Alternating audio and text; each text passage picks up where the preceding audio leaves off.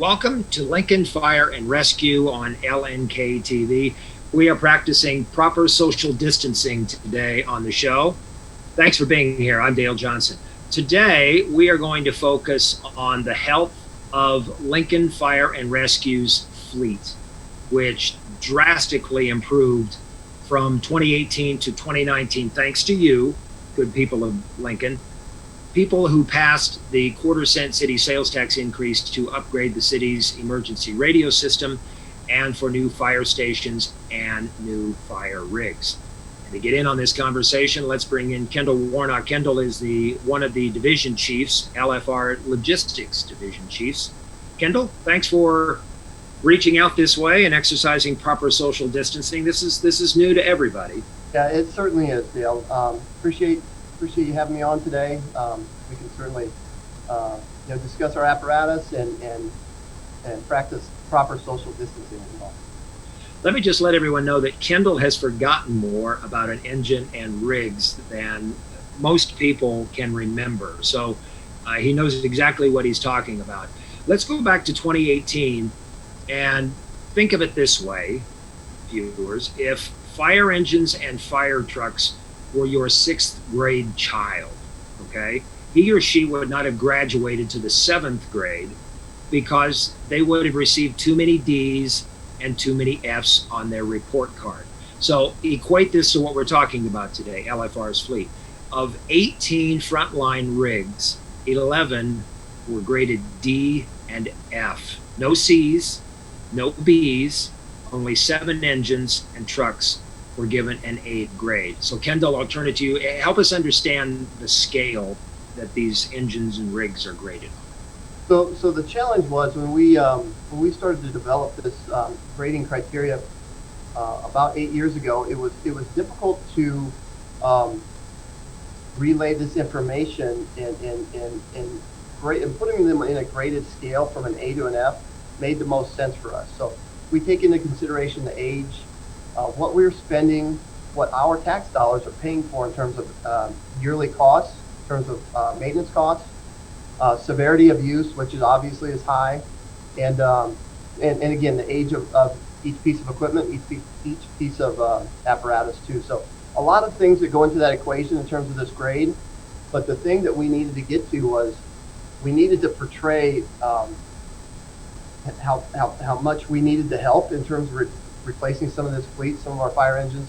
This was the right approach because it was relayable to our citizens and certainly City Council and City Hall. Kendall, I mentioned that you know a lot about these rigs. You tear them apart and put them back together, you and your staff. The reason sometimes, I'll admit this, that the public doesn't grasp the magnitude of this is because those rigs look so good. A 20-year-old rig looks so good. It's clean, it's shiny, it's maintained.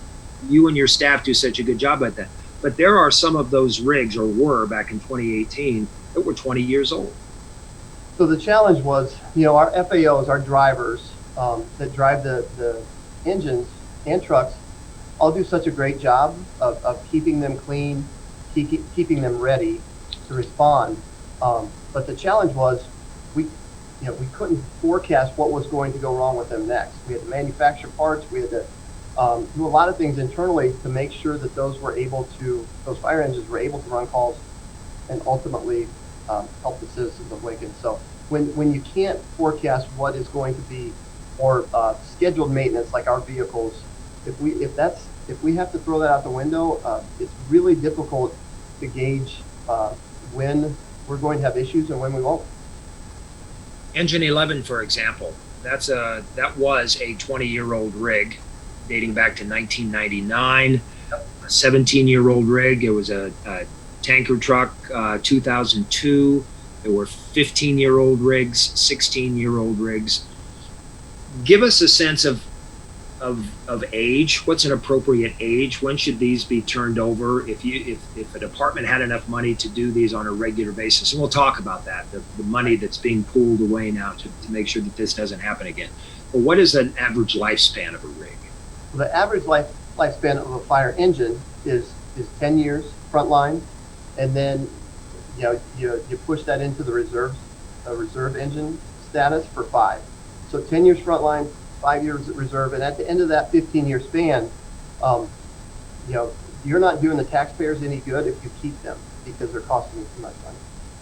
And in 2018, there were 6 rigs that were 13 years old or older.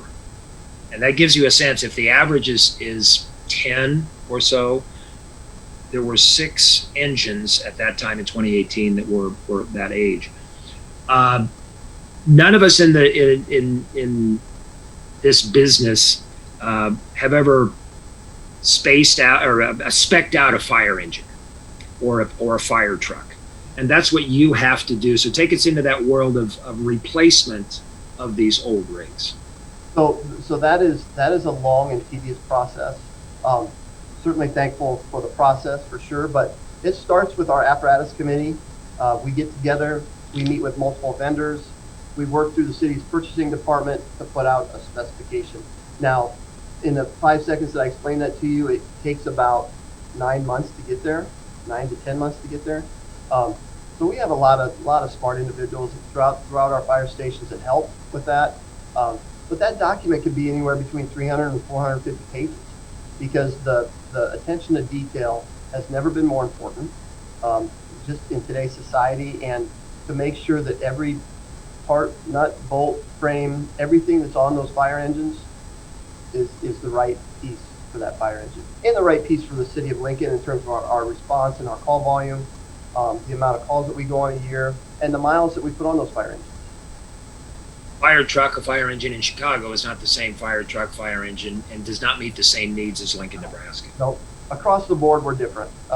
We all talk amongst our peers and see kind of what the best practices are with Chicago, Detroit, Kansas City, Las Vegas fire engines, but all of them serve a different purpose because we're running some of the similar calls, but for instance, skyscrapers are obviously there's not an abundance of those in Lincoln, so we are challenged with seeing what the industry is, the major players in the industry are using, and then adapt that to the city of Lincoln and our personnel.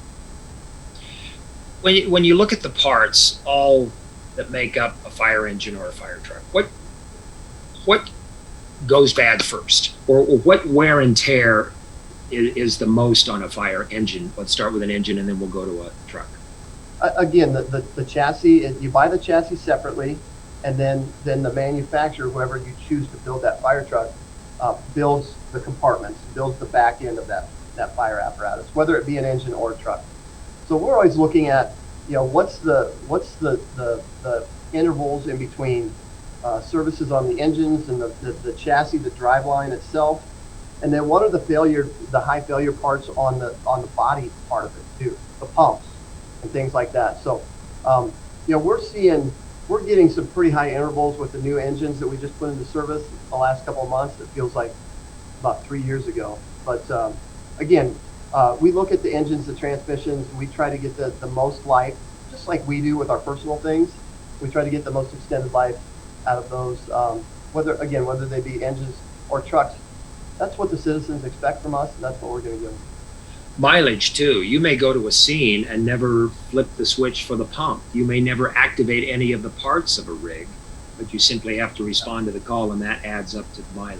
Yeah, and those hours that accumulate when you're sitting there idling, just like over the road trucks and things like that. We just have we have a lot of things that we need to be squared away in terms of our specs. We need these to last as long as they possibly can in a timeline that makes sense. Now, when we get to a point where we're spending half of the purchase price in terms of repairs on that fire engine or fire truck, we're not doing anybody in the city hall, or citizens any good for keeping them because they're costing us too much money at that point. We mentioned at the beginning 18 frontline rigs. Of the 18, 11 were graded D and F. There were only, I believe, 7 of them in 2018 that were graded A. What a difference for 2019. The number of A grade rigs, engines mostly, doubled. Yeah.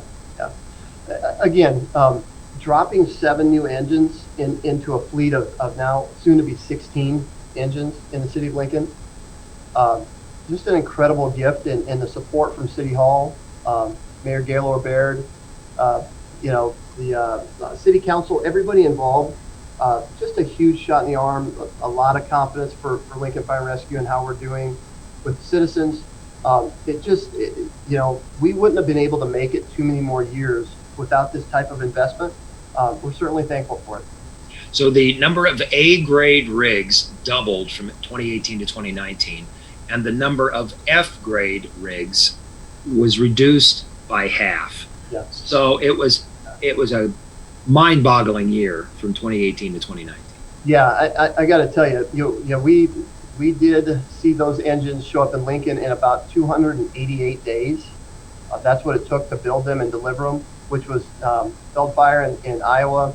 Spartan Motors in Michigan did a great job of helping us through that process. We had multiple meetings in Michigan, multiple meetings in Brandon, South Dakota. But again, we couldn't have gotten them here any faster. And then the outfitting, the time it takes for us to internally do our things in terms of the radio system and outfitting all of those apparatus. We did have them in service, all 7, in about 42 days. So lightning speed for us, but we knew we had to. We had no choice. We had some apparatus that were not able to respond. We've had to call different fire stations, and dispatch had to page different engines out. And that doesn't make anybody feel good. It doesn't make me feel good, certainly. City Hall and everybody answered the bell. Again, we have a lot of good people in and around the city that supported those purchases, and we're thankful. And a rig isn't cheap. I'm not sure you mentioned how much a truck and an engine cost. Yeah, so that's the challenging piece of that equation too. So when we were looking at new fire engines now, you're looking at $500,000. You're looking at $1 million for a fire truck, $500,000 for a fire engine. And that's the challenging piece of that equation. So we went about 19 years, the city of Lincoln and Lincoln Fire and Rescue, we went 19 years without dedicated funding for apparatus. That's tough. I remember in 2015, I think it was in 2015, that we had to reach down to Hickman and purchase a used fire engine from them, because I had nowhere to go at that point, and the funding wasn't there, and we were trying to build this scorecard, and I was getting close with some of the data that I needed to present to City Hall. So yeah, they are not cheap, and I take personal responsibility in making sure that these are right, that they'll serve the city of Lincoln for 10, 15, maybe 16 years, and our replacement plan is coming into place. Right, and to prevent this situation that led up to the big change in 2019, there is now a fund that is accumulating dollars so that when there is a need to buy a new rig, the money's there. Yeah, and that has always been the challenge, because we relied on, well, what do we have left in our budget, and can we get a fire truck out of it? But now, 2000 was the last year that we had dedicated funding for fire engines or trucks. And in 2019, in part, Larry and Gaylord Baird was instrumental in getting that done for us. I can't emphasize that enough. I worked with her when she was on the city council, and she drove that bus in terms of the funding. Certainly thankful for everybody. The previous mayor, Feitler, was supportive too, and we had support across the board from City Hall and everybody over there. So it was great. It was great to see that kind of support. And let's shift gears to medic units. People know them as ambulances. We're in better shape in 2018 with 4 A-grade units, single B-grade units, a couple of C-grade units. In 2019, that improved to 6 A frontline medic units, a single C-grade unit. What wears out on an ambulance? So it's the chassis that always are problematic for us, and that's across the board. You're going to hear the same thing in Detroit. Visited with them multiple times over the last couple of years. Same thing in Chicago. The chassis are what is the challenging part and do wear out quickly. The good thing about our ambulances, medic units, whatever you want to call them, is we have the ability to re-chassis them. So the savings is about 50%, astronomical. So we We could typically, Dale, get 4 years out of a frontline medic unit. They're running about 30,000 miles a year. That equates to 120,000 miles. And at that time, I have the funds built into our budget that we can re-chassis them. So not all medic units can be re-chassied. It depends on what you purchase up front. So if you pay a little bit more up front for, say, a Braun ambulance that we run, you're able to re-chassis them on the down the road in terms of a 4 or 5 year window. So again, $250,000 for a medic unit these days, or ambulance, whatever you want to call them. But we can re-chassis them. You know, New Orleans EMS is re-chassising them 5 times. So if you get, and we're on remount, I think we've remounted a couple 3 times. So a lot of good financial moves being made in that regard. Yeah, I was reading an article, Kendall. This is, I believe it's Pennsylvania. This particular article is from firerescue.com. It talks about how driving apparatus into the junkyard just is not cost effective. Those of us driving non-fire trucks, ambulances, and rigs, it gets to a point in our personal vehicles where it's just not worth putting the money into it, and it becomes inappropriate and not cost effective. Again, that's the challenge of with city government. You try to build that that timeline, and just like our personal vehicles, if you get to the point where you got a $10,000 vehicle and you're putting $5,000 in it, it doesn't make financial sense. And it certainly doesn't make financial sense to us in terms of being good stewards of the taxpayer dollars when I'm trying to sift through all of this data, and I finally get to the point where I have annual maintenance costs on each of these fire engines, and it just doesn't make any financial sense to keep them. Now, when you identify those as being not making good financial sense and not being good stewards of the taxpayer dollar, it still takes a couple of years to get to the point where you build in a plan, you have everybody buying, you have support from City Hall, you have support from the fire chief. And so it takes some time, but you're right, it does not make any sense to drive any fire apparatus, whether it be an engine or a truck, or even an ambulance into the graveyard. In closing, the flurry of new rigs has slowed somewhat. When is the next one coming? So we are currently building a new truck company, or the specification as we speak. That will be truck 1. That will replace a 10-year-old truck downtown. We'll certainly ship that to another station. But so we are in the process of building that specification right now for truck 1, via Zoom, which is kind of odd to do at this point, but that's the world that we're living in currently, and we'll continue to build that spec. The hope is, Dale, to have that specification ready to be bid at or around September 1st. We'll get that out. We'll get going on that, and hopefully we'll see a new truck company. Probably September 1, 2021. Timing is good on that. If my paperwork is right, that's a 2011 rig. Yes. Truck 1. Yep. So that's 9. You were talking 10 years to be the lifespan. It's right at the edge of that. And we're pushing a little bit more with trucks. So the trucks are the lifespan of a truck is 15 and 5, so 20 total. Because typically trucks don't run or have as many accumulated miles as engines do.